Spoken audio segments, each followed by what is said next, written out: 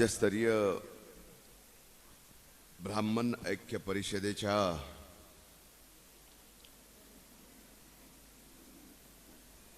द्वादश पंचम श्री क्षेत्र परळी वैद्यनाथाच्या या नगरीत होत असलेल्या राज्य परिषदेला उपस्थित परमपूज्य श्री सुधीरदासजी महंत, धर्मगुरु श्री अमृताश्रम स्वामी महाराज, आमच्या लाडक्या भगिनी भारतीय जनता पार्टीच्या देशाच्या चिटणीस पंकजाताई मुंडे,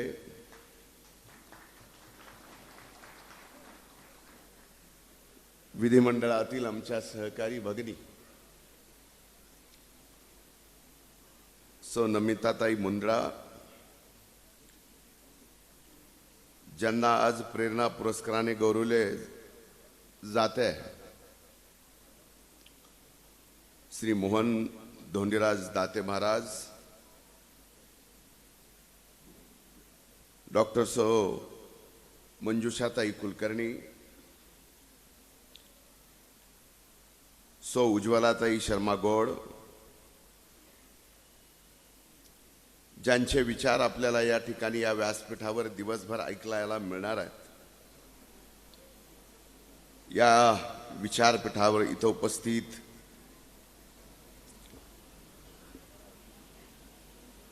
माझे मित्र सुशीलजी कुलकर्णी, आदरणीय विवेकजी देशपांडे, केतकीताई चितळे, श्री सुरेंद्रजी चतुर्वेदी, प्राध्यापक महेशजी पाटील, श्री भूषण धर्माधिकारी, श्री विवेक कुंभोजकर, प्राध्यापक दीपक कासराळीकर, श्रीपाद कुलकर्णीजी, डॉक्टर विजय पाटील, अयोध्या येथील रामलल्ला प्राण प्रतिष्ठा सोहळ्यामध्ये ज्यांनी सहभाग घेतला असे भाग्यवान पंडित गजानन ज्योतकर, पंडित विजयजी पाठक, पंडित शशांकजी निलेकर, आणि ज्यांच्या यजमान पदाला, ज्यांच्या निमंत्रणाला मान देऊन आज आपण सर्वजण राज्यभरातून ब्राह्मण ऐक्य परिषदेला इथं उपस्थित राहिलात, ते माझे जिवलग सहकारी आणि या नगरीचे माजी नगराध्यक्ष सन्माननीय बाजीराव भैया धर्माधिकारी,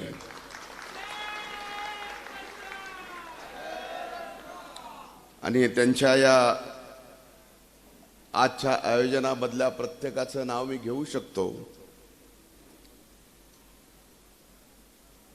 आज 25 तारीख आहे. उद्यापासून प्रत्यक्ष अधिवेशन चालू होणार आहे. चहापान आणि कॅबिनेट अगोदर असल्यामुळं आणि एकंदरच माध्यमांचं वेगवेगळ्या माध्यमातून प्रसार ज्या पद्धतीनं होत असल्यामुळं कॅबिनेटच्या अगोदर जाता यावं म्हणून सर्वांची क्षमा मागून व्यासपीठावरील उपस्थित सर्व मान्यवर, ब्रह्मभूषण जीवन गौरव पुरस्कार, वैद्यनाथ भूषण कृतज्ञता पुरस्कार, ब्रह्मभूषण मनस्विनी पुरस्कार अशा प्राप्त मान्यवरांचे मी मनापासून या ठिकाणी पहिल्यांदा अभिनंदन करतो आणि राज्यस्तरीय ब्राह्मण ऐक्य परिषदेचं उद्घाटन झालं असं आपल्या सर्वांच्या साक्षीने मी घोषित करतो, आज इथं उपस्थित मोठ्या संख्येनं संबंध राज्यभरातून आलेल्या आमच्या मायमावल्या वडीलधारी मंडळी, अतिशय उत्साहात असणाऱ्या माझ्या तरुण भावांनो आणि इथं उपस्थित पत्रकार मित्रांनो,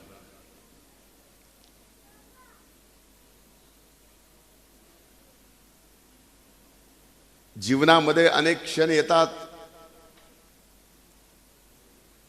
अनेक वेगवेगळ्या परिषदेचं उद्घाटन, अध्यक्ष, पाहुणा,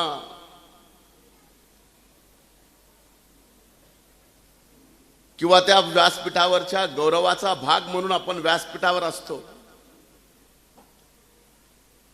पण आज प्रभू वैद्यनाथाच्या पायथ्याला ते उभ्या महाराष्ट्रातल्या ब्राह्मण ऐक्य परिषदेच्या कार्यक्रमात तुमच्या सर्वांच्या साक्षीनं बहीण आणि भाऊ एकाच ठिकाणावर आहे आणि तुम्ही सर्वजण आशीर्वाद द्यायला आहेत. याच्यासारखा चांगला योग माझ्या जीवनामध्ये दुसरा कुठलाच असू शकत नाही.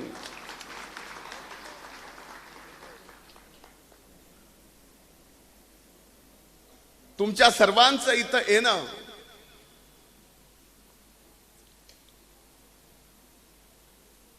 भलेही ते ब्राह्मण ऐक्य परिषदेच्या माध्यमातून असेल,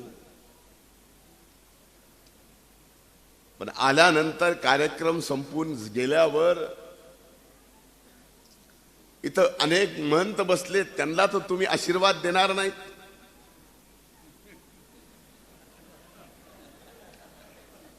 आता मग राहिलं कोण?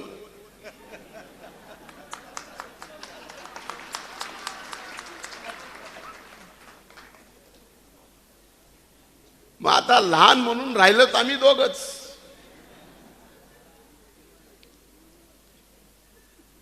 आणि काही गोष्टी देव अशा घडवून आणतो. खरं तर 2-3 दिवसापासून माझी तब्येत व्यवस्थित नाही आहे, त्यामुळे माझा आवाजही व्यवस्थित येत नाही.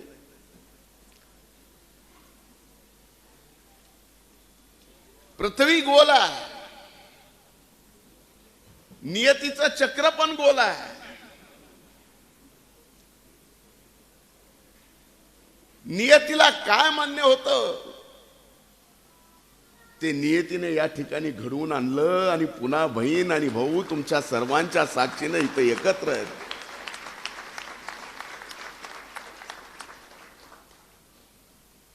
याच्यासारखा आता घरातला एकटाच पुरुष वडीलधारी म्हणून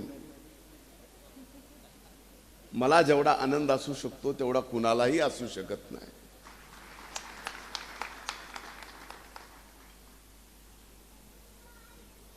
ही खरी गोष्ट आहे.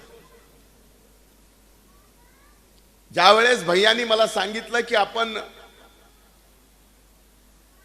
ब्राह्मण ऐक्य परिषदेचं आयोजन परळीमध्ये करणार आहोत, तुम्ही आज राज्य मंत्रिमंडळामध्ये कृषी विभागाचे मंत्री म्हणून काम करता, या भागाचे लोकप्रतिनिधी आहात, तुम्ही या ब्राह्मण ऐक्य परिषदेच्या उद्घाटनाच्या कार्यक्रमाला आलं पाहिजे, तुमच्या शुभहस्ते उद्घाटन केलं पाहिजे. तारीखही 25. मी भैयाना म्हणलं की भैया, एक तर मी कुठल्याही अशा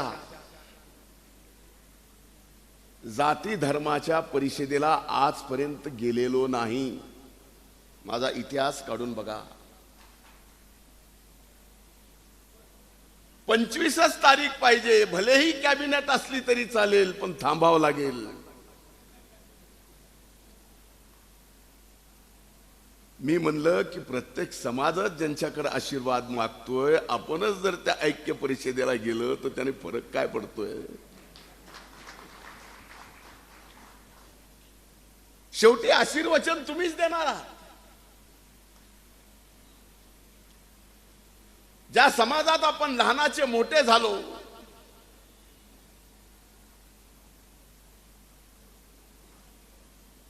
जो समाज नेहमी कायम भगवंताच्या सेवा पलीकडे दुसरं कार्य करत नाही, आपली ज्या क्षेत्रामध्ये जी क्षमता असेल ती क्षमता एवढ्या मोठ्या प्रमाणात द्यायची की त्याच्यातून आपल्या देशाचं हित झालं पाहिजे, एवढंच काम आजपर्यंत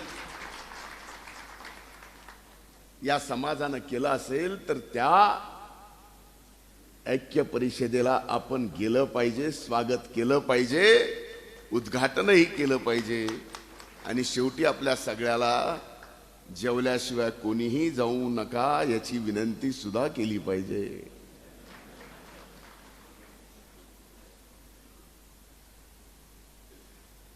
अनेक मागण्या आजच्या या ब्राह्मण ऐक्य परिषदेच्या निमित्तानं समोर आल्या, पण मला आजही एक क्षण आठवतो. समाजकारणामध्ये, राजकारणामध्ये जो समाज मागासलेला आहे, जो समाज आर्थिकदृष्ट्या दुर्बल आहे, ज्या समाजाला खऱ्या अर्थानं न्याय द्यायची गरज आहे, ज्या समाजाला खऱ्या अर्थानं राजाश्रयाची गरज आहे, हा विचार मी आज नाही करत. विरोधी पक्ष नेते पदाची जबाबदारी आल्यानंतर सर्वात पहिल्यांदा जर ब्राह्मण समाजासाठी आर्थिक विकास महामंडळ काढायची मागणी कुणी केली असेल तर राज्याच्या सार्वभौम सभागृहामध्ये त्या सभागृहाचा विरोधी पक्षनेता म्हणून मी या ठिकाणी केली आणि तत्कालीन राज्याचे मुख्यमंत्री देवेंद्र भाऊ फडणवीस यांनी ती तात्काळ मान्य सुद्धा केली, हेही आवर्जून मला या ठिकाणी सांगावंसं वाटतं.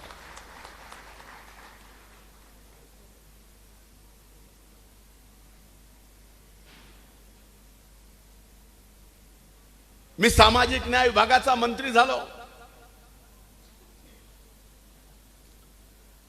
सामाजिक न्याय विभागाचा मंत्री झाल्यानंतर पहिल्यांदाच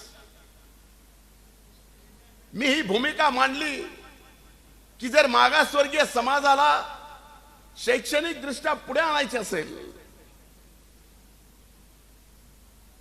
सुविधा द्यायच्या असतील, साधनं द्यायची असतील, त्यांची परिस्थिती हालाकीची असेल, त्याच्यासाठी जर बार्टी आहे तर ब्राह्मण समाजासाठी सुद्धा बार्टी सारखंच अमृत योजनेच्या माध्यमातून फार मोठं एक व्यासपीठ शिक्षणासाठी असणं आवश्यक आहे. मागणी त्यावेळेस झाली. दुर्दैवानं माझ्या सहीने झाली नाही. तोपर्यंत मी मंत्रिमंडळातून बाहेर गेलो होतो. सरकार पुन्हा शिंदे साहेबांचं फडणवीस साहेबांचं आलं होतं आणि मध्ये वर्षभर आम्ही जरा विश्रांती करत होतो.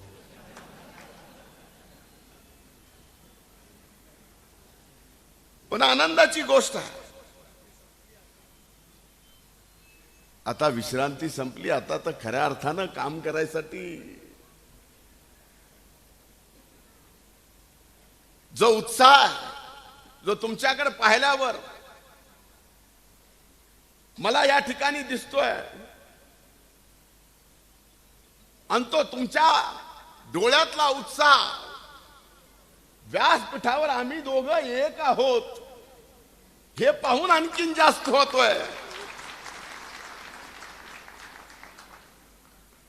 त्यामुळे स्वाभाविक आहे की अति उत्साहानं इथून पुढे सामान्य माणसाची सेवा करत असताना आपल्या या ब्राह्मण समाजाची सुद्धा आपण फार मोठ्या प्रमाणात सेवा करण्याची गरज आहे. आज आपल्यापैकी अनेक जणांना माहिती आहे की 10% आरक्षण इकॉनॉमिक विकर सेक्शन साठी ठेवलेला आहे.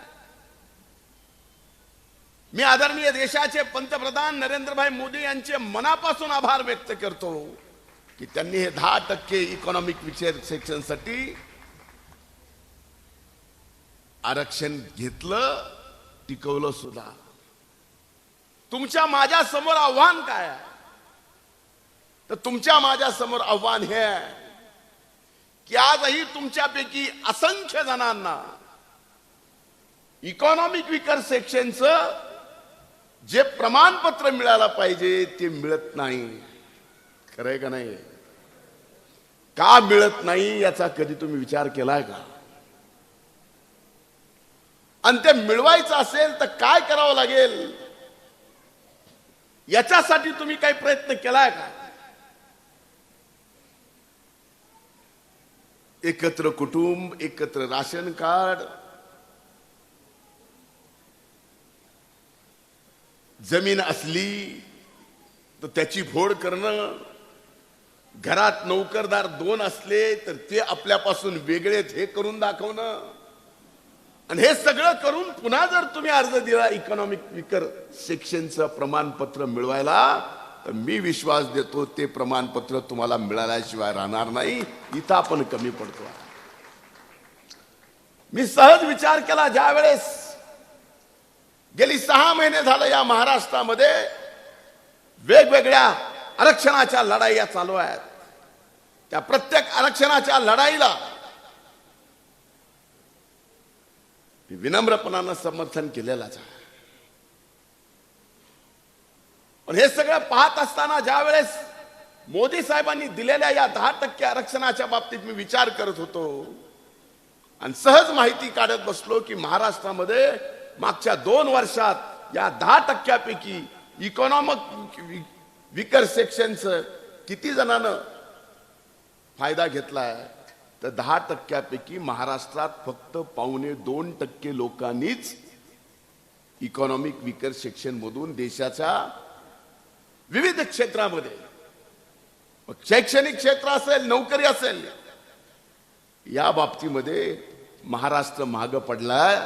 म्हणून आज या ब्राह्मण ऐक्य परिषदेच्या माध्यमातून माझे हात जोडून आपल्याला कळकळीची विनंती आहे की आपण थोडेसे प्रयत्न केले आणि या 4 गोष्टी जर आपण समाजाला प्रबोधनात्मक आज दिवसभराच्या कार्यक्रमामध्ये सुशीलजी सांगितल्या, तर येणाऱ्या काळात नाही तर पुढच्या वर्षीच हे 1.25% इकॉनॉमिक विकर सेक्शनचं आरक्षण आपण 10% पर्यंत पोहोचू शकतो. हे आव्हान आज खऱ्या अर्थानं आजच्या या ब्राह्मण ऐक्य परिषदेने घेतलं पाहिजे.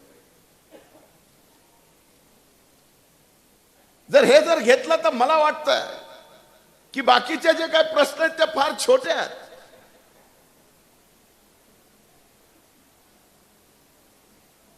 व अनेकदा अशा गोष्टी आहेत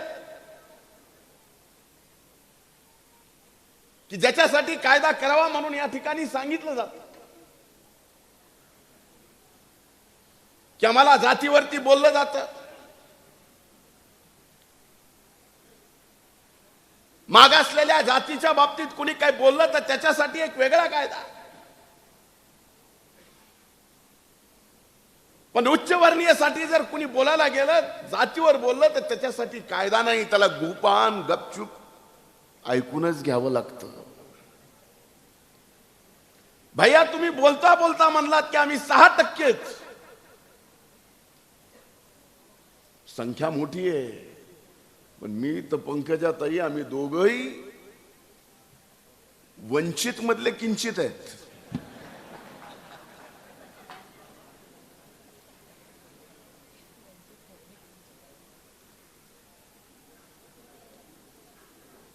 तुम्ही तर 6%, फरक एवढाच आहे. पिढ्या पूर्वश्रुत आपल्या समाजाकडं फार मोठी बुद्धीची क्षमता असणारा, विचार करणारा, विचारपूर्वक पाऊल टाकणारा आणि स्वतः विचार करत करत समाजाला विचार देणारा आणि त्या समाजात दिलेल्या विचारातून एक विचारवंत राष्ट्र उभं करण्यासाठी आजपर्यंत हा समाज झिजलेला आहे. हा देश कधीच विसरू शकत नाही. अनेक जणांची नावं घेतली, मी पुन्हा पुन्हा त्या नावाचा उल्लेख करू शकत नाही, पण एक निश्चित सांगतो की आपल्या समाजाचं फार मोठं योगदान स्वातंत्र्यापूर्वी सुद्धा, त्या प्राचीन काळात सुद्धा, अतिप्राचीन काळात सुद्धा, स्वातंत्र्यानंतर सुद्धा आणि 21व्या शतकामध्ये आज ज्या वेळेस आपला हा देश आदरणीय मोदी साहेबांच्या नेतृत्वाखाली संबंध जगाचा विश्व गुरु व्हायला निघालाय, त्यावेळेसही आपण आपले योगदान देण्यामध्ये कमी पडायचं नाही, एवढीच माझी हात जोडून कळकळीची विनंती आहे. मला माहिती आहे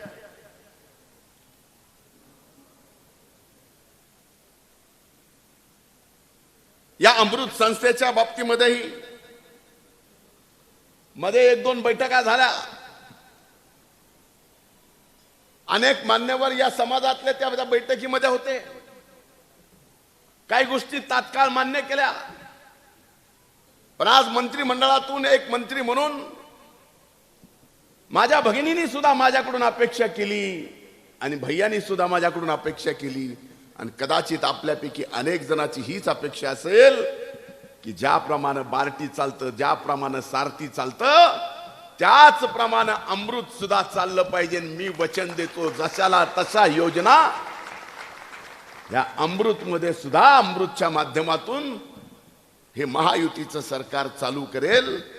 याच्या बाबतीत मंत्रिमंडळातला एक आज मंत्री इथं येऊन राज्याच्या सर्व मंत्र्याची सामूहिक जिम्मेदारी घेऊन मी या ठिकाणी जबाबदारीपूर्वक बोलतोय.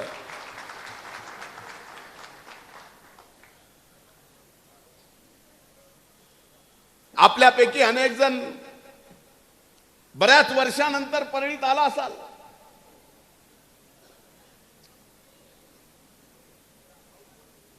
पण इथून पुढच्या काळात असं फक्त ऐक्य परिषदेची असंच नातं ठेवू नका. भले आमच्या दोघांची कटू भेट झाली नाही झाली तरी चालेल, पण द्वादश पंचम वैद्यनाथाच्या दर्शनाला तर कमीत कमी येत जा, एवढीच माझी हात जोडून कळकळीची विनंती आहे. नाही तर आज बघा, काही गोष्टीत आपण मान्य केल्या पाहिजे. पिढ्याला पिढ्या प्रभू रामचंद्राचं मंदिर बांधण्यासाठी अनेक जणांनी संबंध आयुष्य खपवलं. एक विचारधारेच्या 4 पिढ्या संपल्या.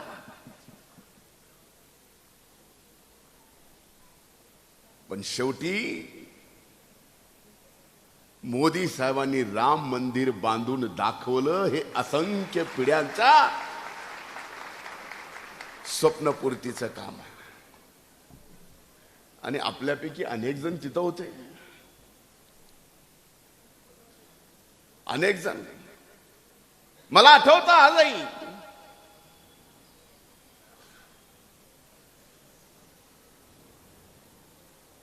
की 4 दिवस स्वर्गीय मुंडे साहेब जेलमध्ये होते, 18 दिवस अण्णा जेलमध्ये होते. तुम्ही सुद्धा होतात. पण मला एक क्षण आठवतो की अण्णा ज्यावेळेस जेलमध्ये होते, मी लहान असताना जेलमध्ये तिथं पाहायला गेलो, त्यावेळेस माझ्या वडिलांच्या डोक्यावरती टापर बांधलेलं होतं. मला वाटलं उगच बांधलंय, पण ते उगच नव्हतं बांधलं, तर काठीनं त्यांना 3 टाके पडले होते. ती शेवटपर्यंत वन त्यांच्या तिथे होती. हे एक माझं उदाहरण आहे. असं असंख्य जणांचे, करोडो लोकांचं स्वप्न. 10 वर्ष हा देश चालवत असताना आपल्या आंतरिक भावनाची इच्छाशक्ती एवढी प्रकट करून ठेवली आणि लांब लल्लाची प्रतिष्ठापना करून दाखविली. हे साधं सुध गोष्ट नाही आहे. आज ताई भाजपच्या आहेत, मी राष्ट्रवादी काँग्रेस पक्षाचा आहे, महायुतीचं सरकार आहे. मी खरं तर 2019ला ज्या मतदारांनी या महाराष्ट्रात मतदान केलं असेल, त्या सर्व महाराष्ट्रातल्या मतदारांचं मी मनापासून अभिनंदन करतो. ज्यांनी ज्यांनी ज्याला ज्याला कुणाला मतदान केलं असेल तो प्रत्येक जण या 5 वर्षात सत्तेत येऊन गेलेला आहे.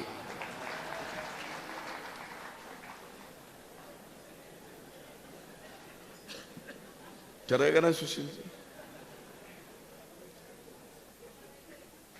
असा भाग्यवान मतदार सापडेल का कोणी?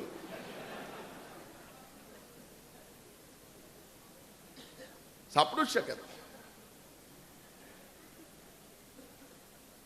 आमच्या घरातला वावर आपल्याला माहिती आहे, ज्या ताईंनी सांगितलं.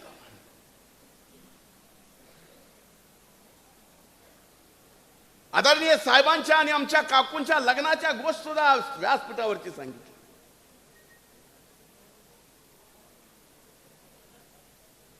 पहिल्यापासून आमचं घर किती पुरोगामित्व आहे. आणि तशा परिस्थितीमध्ये स्वर्गीय मुंडे साहेबांनी घेतलेला निर्णय, त्याच्या पाठीमागे माझे वडिलांचं प्रेम मुंडे साहेबांवर किती, आपल्यापैकी कुणाला सांगायचं गरज नाही. खंबीरपणानं उभं राहिले आणि नुसते उभे राहिले नाहीत तर ते लग्न सुद्धा म्हणले अंबाजोगाईला नाही परळीलाच करायचं, आणि ते परळीला या ठिकाणी लग्न झालं. हे पुरोगामित्व आहे. अंबाजोगाईला झालं, फोटो परळीतले आहेत, अंबाजोगाईला झालं.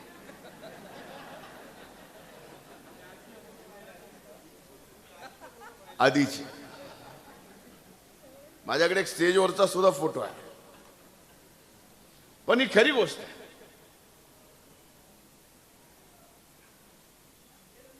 आजच्या या सगळ्या परिस्थितीमध्ये ब्राह्मण ऐक्य परिषदेच्या माध्यमातून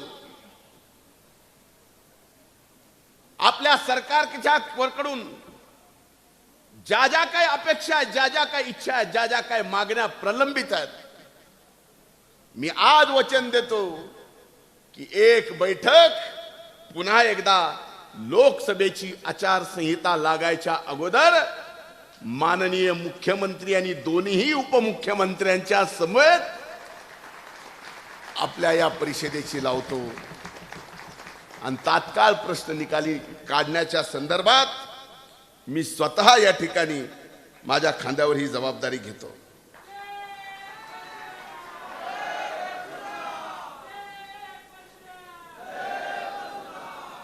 पंकजाताईंनी या ठिकाणी सांगितलं, माझ्या भगिनींनी, की आमची कुलदेवी रेणुका माता आहे. बाकी सगळं पुन्हा त्यांनी सांगितलं, मी पुन्हा पुन्हा सांगणार नाही.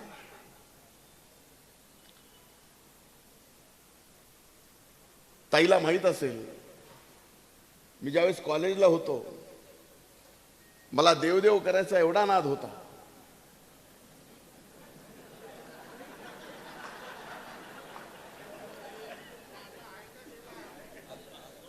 आताही आहे, तुमच्या लक्षात नाही आलं. मी बुद्धीची चाचणी करत होतो. मी म्हणलं की मी कॉलेजला असताना मला देवदेव करायचा जास्त नाद होता. ह्याच्यातनं तुम्हाला काय कळलं? सहजासहजी आता जे कोण कॉलेजला जात त्याला एवढा देवदेव करायचा नाद असतो का? शेवटी एकदा अण्णा कंटाळून, पंकजाताई साक्षीला म्हणले, तू एक काम कर, तू कुठलं एखादं तरी मंदिर धन, तिथंच राहा म्हणले. त्यामुळे ह्या सगळ्या गोष्टी कुठं रक्ताच्या बंधनात बांधल्या गेल्या आहेत, कुठं भावनेच्या बंधनात बांधल्या गेलेल्या आहेत, कुठं भक्तीच्या बंधनात बांधलेल्या गेल्यात.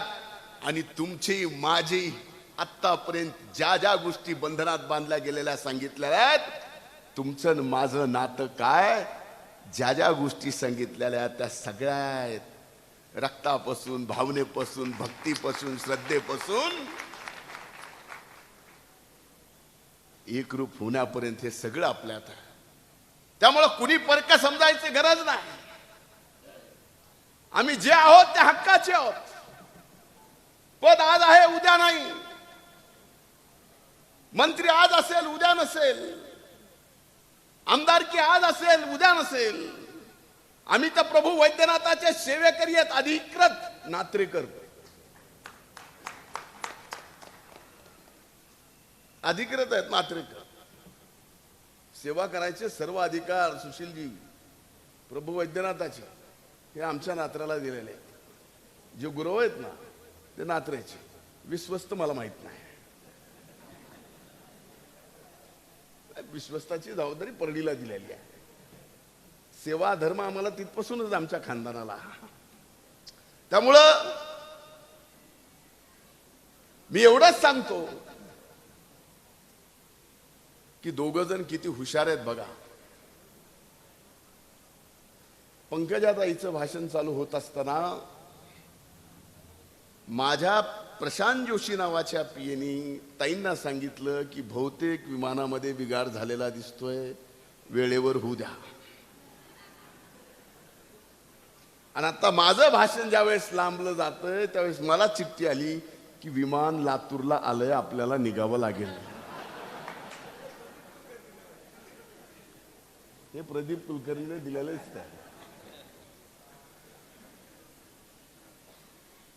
म्हणजे सर्व दूर एकमेकाशी आपण मानवतेच्या, माणुसकीच्या, रक्ताच्या, श्रद्धेच्या, भक्तीच्या, भावनेच्या, आणि एवढंच नाही तर मातीच्या नात्यात गुंतलेलो आहे. शेवटच्या श्वासापर्यंत हे नातं आम्ही कधीही तुटू देणार नाही हे वचन या निमित्तानं देतो. आणि ज्या मागण्या केल्यात त्या मागण्याच्या संदर्भात तात्काळ माननीय मुख्यमंत्री आणि उपमुख्यमंत्र्यांच्या सोबत बैठक घेऊन या ठिकाणी ही सर्वच प्रश्न मार्गी लागण्याच्या संदर्भामधलं शब्द देतो, वचन देतो आणि इथंच थांबतो. जय हिंद, जय महाराष्ट्र. एबीपी माझा, उघडा डोळे बघा नीट.